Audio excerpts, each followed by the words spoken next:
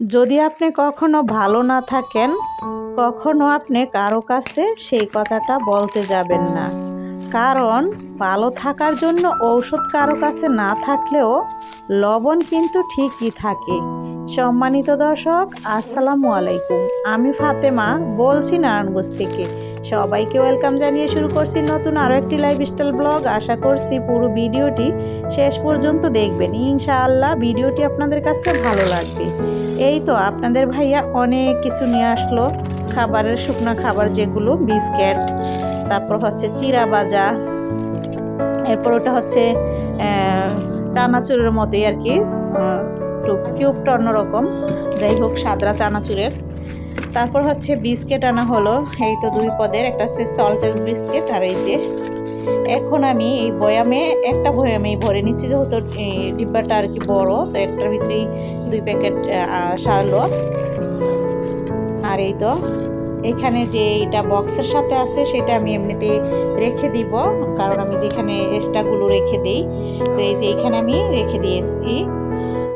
আর আমার এইখানে লাইটিং দেখালাম এই কারণ এই যে এখানে একটু আগেই মিস্ত্রি সাহেব হচ্ছে লাইনের কাজ করে গেছে। আমার পাকঘরটা একদমই অন্ধকার, লাইটের যে একটা হোল্ডার ছিল সেটাও ভালো ছিল না, তো আরেকটা আর কি লাগাইছি।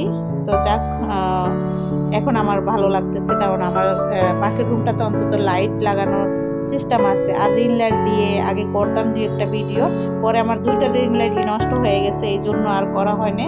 আর বারান্দা তো আমি একটু ভীম করায় রাখছি কড়াইগুলো ঝুলিয়ে রাখার জন্য।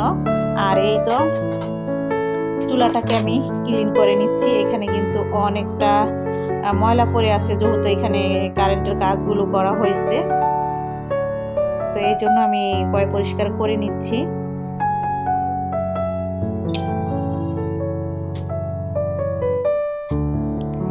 মেজে তারপর হচ্ছে ভালো করে তেনা দিয়ে মুছে নিব। এটা কিন্তু কালকে বিকেলের রাতের বেলা, কারণ হচ্ছে আজকের যে ভিডিওটা সেটা আর হচ্ছে কালকে বিকেলের ভিডিওটা, কারণ কালকে ভিডিওটা আমি কালকে আপলোড দিয়েছি, তবে এই যে কালকে যে কাজগুলো হয়েছে সেগুলো আর কি একটু আপনাদের সাথে শেয়ার করলাম। তো যাই হোক, সেই ভিডিওটা আর হচ্ছে আজকের ভিডিওটি শেয়ার করব। তো দেখুন আমি তো চুলাটাকে মেজে নিলাম, তারপর হচ্ছে এখন আমি ভালো করে মুছে নিব। আর এই চাকরিগুলো সরিয়ে রাখতেছি যেন আরও ভালো মতো মেজে আনতে পারি, ওই সাইডে আমি রেখে দিলাম। তো এই তো আমি মেজে নিলাম, এখন মুছে টুছে নিলাম। আর সকাল হচ্ছে, এটা হচ্ছে সকালের নাস্তা বানানোর জন্য চলে আসলাম পাকের রুমে। এখানে ডিম আর হচ্ছে রুটি ভেজে নেওয়া হয়ে গেছে অলরেডি। তো এই যে ডিম ভাজিটা কিন্তু ওই সাইডে যে আরেকটা কড়াই বসিয়ে দিয়েছি, তো ওই চুলাতে হচ্ছে ওই ভাজিটা করা হবে। আর এই রুটিগুলো কিন্তু আগে থেকেই বেলা ছিল, তো সেই রুটিগুলো ভেজে নেওয়া হচ্ছে। আসলে একদিন রুটি বেলে রাখলে সেটা কিন্তু 3 দিন বা 4 দিন এরকম খাওয়া যায়। প্রতিদিন রুটি বেলতে একটা ঝামেলা, তো এই জন্য হচ্ছে রুটিগুলো আমি হালকা সেক দিয়ে রেখেছিলাম। অবশ্য এমনিতেও রাখা যায় 3 দিন অন্তত, সুন্দর মতো 3-4 দিন খাওয়া যাবে, কোনো ধরনের হালকা সেকও দিতে হবে না। দেখছেন তো কত সুন্দর ফুলকো ফুলকো রুটিগুলো হচ্ছে।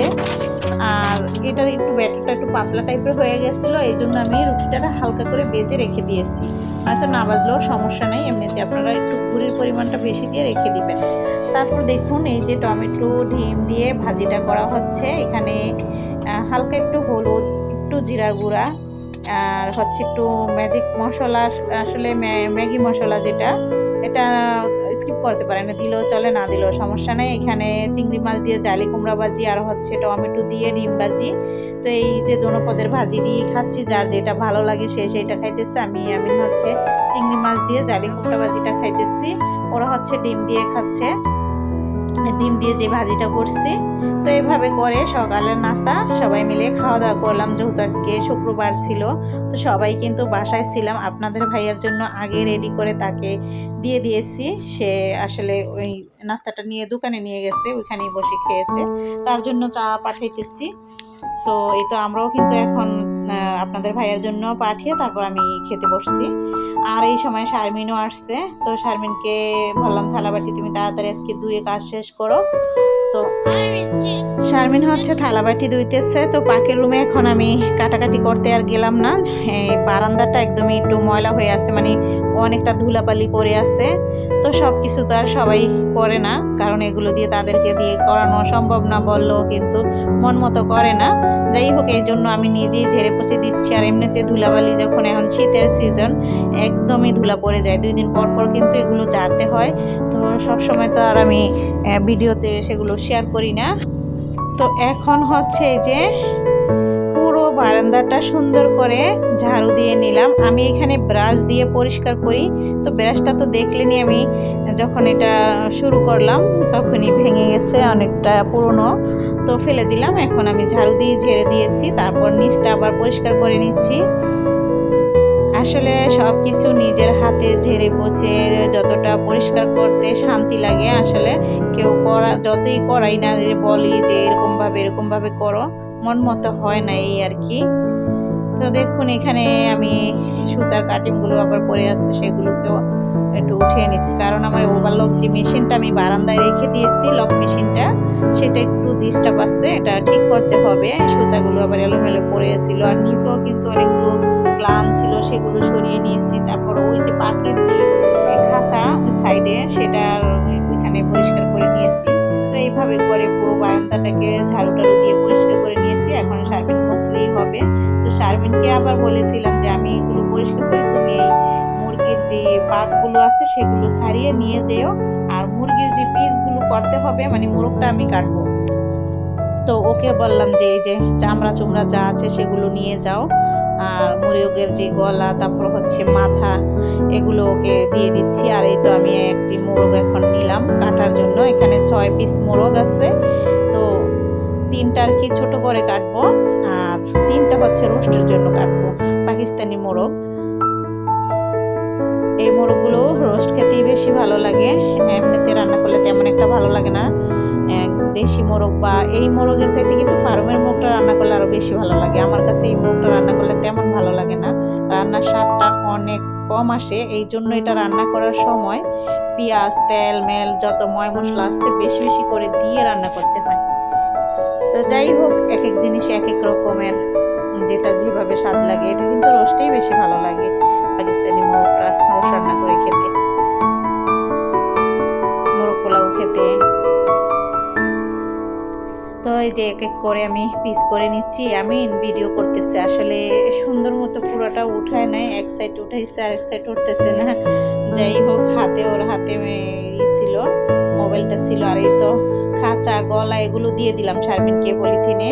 আর এই পাশে যা আছে সেগুলো এখন আমি ফ্রিজে রেখে, আর বাকিটা হচ্ছে ধুয়ে নিব রান্না করার জন্য। ডাল আর ভাত বসিয়ে দেওয়া হলো। এখন ওই যে মুরগির যে গোশটা, সেটা আমি এখানে কড়াইতে দিলাম, দিয়ে এক এক করে সব মশলা দিয়ে দিব। এটা কষিয়েও রান্না করা যায়, এভাবে মাখিয়েও রান্না করা যায়। তো যাই হোক, আমি শর্টকাটে রান্না করতেছি, কারণ আমি অন্য কাজগুলো করতে যেয়ে আমার সময়টা অনেকটাই লস, মানে কমে গেছে। তো এখন বেশি একটা সময় নেই, তো কষিয়ে আর রান্না করবো না, আমি হচ্ছে মাখিয়ে বসিয়ে দিলাম, আমার কাজটা কমে যাবে তাড়াতাড়ি। তাহলে আমি অন্য কাজগুলো রান্নার পাশাপাশি করতে পারবো।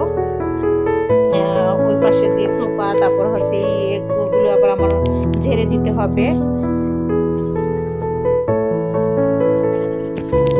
খাটটা আর কি, বিছানা চাদর টাদর এগুলো একটু টান করে দিব।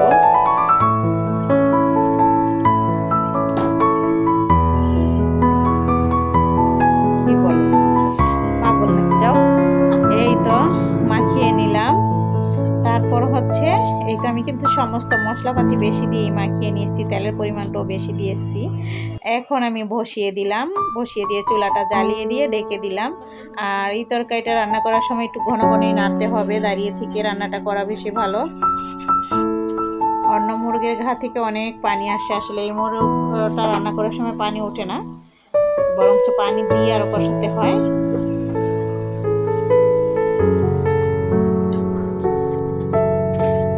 কিছুক্ষণ পর পরে কিন্তু ঢাকনা উঠিয়ে নাড়তে হবে। তো আমার মেয়েকে বললাম একটু নেড়ে দাও, এই তো মেয়ে নেড়ে দিচ্ছে। এর পাশে আমি আবার অন্য যে কাজ আছে সেগুলো করে নিচ্ছি।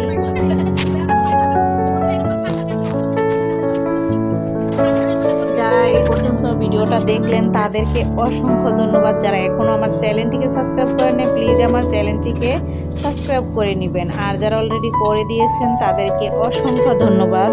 তো রান্নার পাশাপাশি সবসময় থালাবাটিগুলো ধুয়ে ফেলি, কারণ অনেকটা থালাবাটি কিন্তু রান্নার সময় বের হয়। আর শারমিন ঘর ঝাড়ু দিতেছে, তো ওই রুমে আবার আমি আবার ঝেড়ে টেড়ে দিলাম। তো আজকের মতো ভিডিওটি এখানেই শেষ করছি। সবাই ভালো থাকবেন, আল্লাহ হাফিজ।